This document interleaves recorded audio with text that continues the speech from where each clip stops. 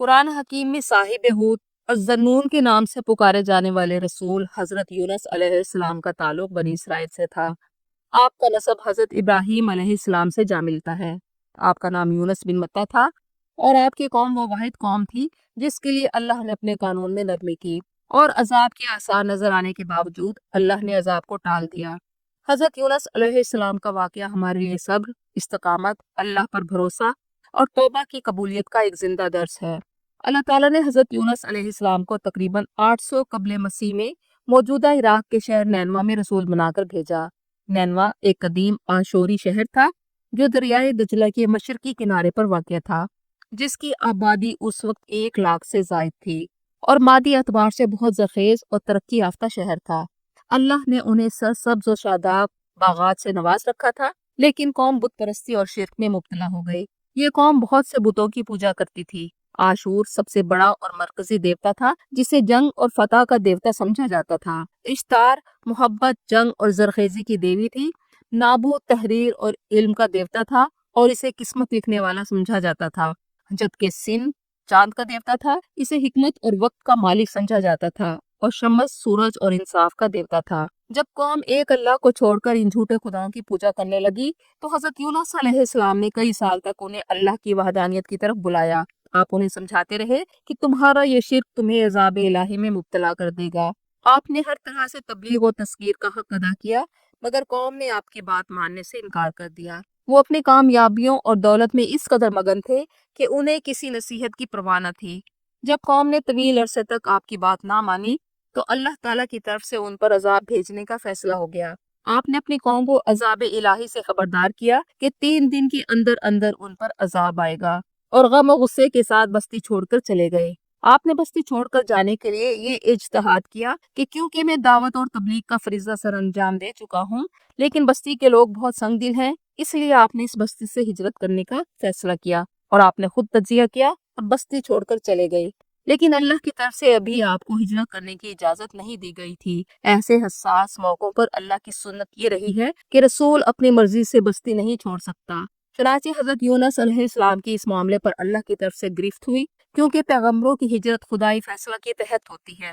اگر اتمام حجت ہو جائے اور اللہ کی طرف سے بھی پیغمبر کو بستی چھوڑنے کا حکم دے دیا جائے تو وہ بستی عذاب الہی کا شکار ہو جاتی ہے۔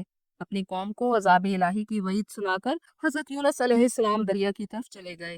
وہاں ایک بھری ہوئی کشتی میں آپ سوار ہو گئے۔ سورۃ الصافات میں فرمایا گیا، تو آپ یعنی محمد صلی اللہ علیہ وآلہ وسلم ذنون یعنی مچھلی والے کا بھی ذکر کیجئے کہ جب وہ اپنی قوم سے ناراض ہو کر غصے کی حالت میں چلا گیا۔ جو ہی کشتی دریا میں چلی، ایک زبردست طوفان آ گیا۔ طوفان اس قدر شدید تھا کہ کشتی ڈوبنے لگی۔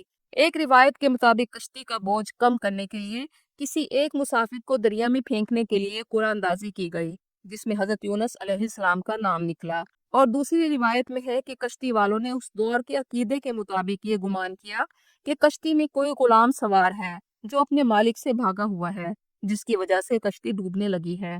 سب مسافروں نے قرعہ ڈالا کہ کس کو دریا میں ڈالا جائے۔ قرآن مجید کی سورۃ الصافات کی آیت نمبر 141 میں اس لمحے کو یوں بیان کیا گیا کہ پس انہوں نے قرعہ ڈالا تو حضرت یونس علیہ السلام مغلوب ہو گئے۔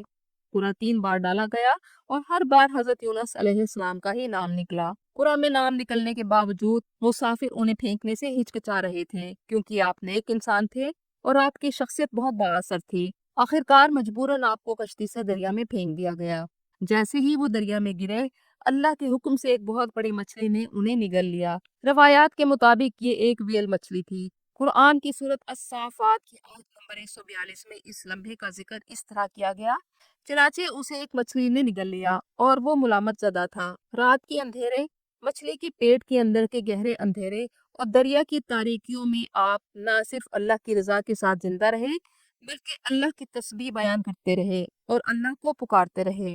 آپ کو اپنی غلطی کا احساس ہو گیا۔ آپ نے اللہ کی بارگاہ میں وہ عظیم الشان دعا مانگی جو آج بھی دعائے یونس کے نام سے جانی جاتی ہے۔ آپ نے فرمایا، اللہ الہ الا انت سبحانک انی کنت من الظالمین، یعنی تیرے سوا کوئی معبود نہیں، تو پاک ہے، یقینا میں ہی ظالموں میں سے ہوں۔ قرآن میں حضرت یونس علیہ السلام کی یہ دعا آیت کریمہ کہلاتی ہے، اور روایات میں اس دعا کے بارے میں بیان کیا گیا ہے کہ جب کسی مصیبت یا پریشانی کے وقت صدقے دل سے یہ دعا مانگی جائے تو کبھی قبولیت سے محروم نہیں رہتی۔ اللہ رب العزت نے اپنے نبی کی یہ دعا فوراً قبول فرمائی، اور سورۃ الانبیاء کی آیت نمبر 88 میں اللہ نے فرمایا، تو ہم نے اس کی دعا قبول فرمائی اور اسے غم سے نجات دی، اور اسی طرح ہم اہل ایمان کو نجات دیا کرتے ہیں۔ یعنی یہ معاملہ صرف حضرت یونس علیہ السلام کے ساتھ مخصوص نہیں، جو اہل ایمان بھی مجھے اس طرح پکاریں گے میں انہیں غم اور مصیبت سے نجات دوں گا۔ سورۃ الصافات کی آیت نمبر 144 میں اللہ نے فرمایا کہ اگر یونس علیہ السلام اللہ کی تسبیح اور آیت کریمہ کا ورد نہ کرتے تو قیامت تک اس مچھلی کے پیٹ میں رہتے۔ مچھلی کا حضرت یونس علیہ السلام کو ہضم نہ کرنا اللہ کی قدرت، اس کی رحمت اور اس کے منصوبے کا حصہ تھا۔ یہ ایک معجزہ تھا جو اللہ نے نبی کی آزمائش، توبہ اور نجات کے لیے ظاہر کیا۔ سورۃ الصافات کی آیت نمبر 145 میں فرمایا گیا کہ پھر ہم نے اسے ایک چٹیل میدان میں ڈال دیا اور وہ خستہ حالت میں تھے۔ اللہ کے حکم سے مچھلی نے انہیں ساحل پر اگل دیا۔ صحیح حدیث کے مطابق آپ مچھلی کے پیٹ میں 40 دن تک رہے، لیکن مچھلی کے پیٹ میں رہنے کی وجہ سے آپ کی حالت خستہ تھی۔ یہاں پر اللہ نے کدو یا اس کی طرح کی ایک بیل اگا دی تاکہ ان کے بیمار جسم کو مکھی، دھوپ، مٹی وغیرہ سے محفوظ رکھا جا سکے، اور اس بیل کے بڑے بڑے پتوں میں یہ خاصیت تھی کہ حشرات الارض آپ سے دور رہتے اور یہی پتے آپ کے لیے بچھونے کا کام دیتے۔ اور اسی بیل کی صورت میں اللہ نے حضرت یونس علیہ السلام کے لیے صاف ماحول، سایہ اور اس کے پھل سے خوراک کا بندوبست فرما دیا۔ اور جب آپ کی صحت بہتر ہو گئی تو سورۃ الصافات کی آیت نمبر 147 کے مطابق اللہ نے آپ کو دوبارہ 1 لاکھ سے زائد آبادی والی آپ کی بستی نینوا میں بھیج دیا۔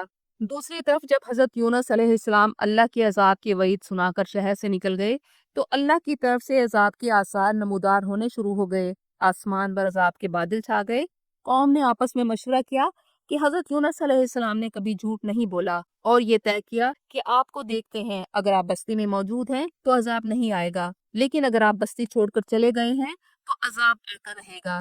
جب حضرت یونس علیہ السلام کو تلاش کیا اور نہ پایا تو قوم کو یقین ہو گیا کہ عذاب کی جو وعید دی گئی تھی وہ پوری ہونے والی ہے، تو پوری بستی کے لوگ اپنے بچوں، عورتوں اور مال مویشی لے کر باہر نکل آئے اور اللہ کے حضور توبہ اور استغفار کیا۔ اللہ کے قانون کے مطابق عذاب کے آثار ظاہر ہو جانے کے بعد نہ ایمان لانا فائدہ مند ہوتا ہے اور نہ توبہ قبول کی جاتی ہے۔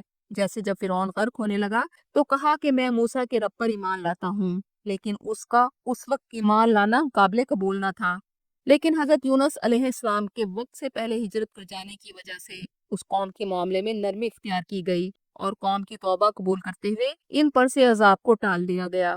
قرآن مجید میں سورۃ یونس کی آیت نمبر 98 میں اس واقعے کو یوں بیان کیا گیا اور اہل مکہ کو مخاطب کر کے کہا گیا، اور جب وہ ایمان لے آئے تو ہم نے ان سے دنیا کی زندگی میں وہ رسوا کن عذاب ہٹا دیا، اور ہم نے انہیں ایک خاص وقت تک کے لیے دنیاوی زندگی سے فائدہ اٹھانے کی مہلت دی۔ جب حضرت یونس علیہ السلام صحت یاب ہو کر اپنی قوم کے پاس پہنچے تو انہیں یہ دیکھ کر حیرت ہوئی کہ پوری قوم اللہ پر ایمان لے آئی اور ایک اللہ کی عبادت کر رہی ہے۔ اس کے بعد حضرت یونس علیہ السلام نے اپنی اس ایمان لانے والی قوم میں رہ کر انہیں اللہ کے احکامات سکھائے اور ان کی رہنمائی کا فریضہ دوبارہ سنبھال لیا۔ حضرت یونس علیہ السلام کا ذکر نہ صرف قرآن مجید میں ہے بلکہ بائبل اولڈ ٹیسٹمنٹ کے چیپٹر بک آف جونا میں بھی موجود ہے، لیکن بائبل میں تحریف کی وجہ سے ان کا واقعہ قرآن کے بیان سے مختلف ہے۔ لیکن دونوں کا بنیادی سبق ایک ہی ہے کہ اللہ کی نافرمانی کے نتائج برے ہوتے ہیں، سچی توبہ عذاب کو ٹال سکتی ہے، اور اللہ کی رحمت بہت وسیع ہے اور وہ اپنے بندوں پر بہت مہربان ہے۔ اللہ ہر مشکل سے نجات دینے پر قادر ہے۔ اللہ سے دعا ہے کہ وہ ہمیں صبر کرنے، سچی توبہ کرنے اور ہر حال میں اس پر بھروسہ رکھنے کی توفیق عطا فرمائے۔ آمین ثم آمین۔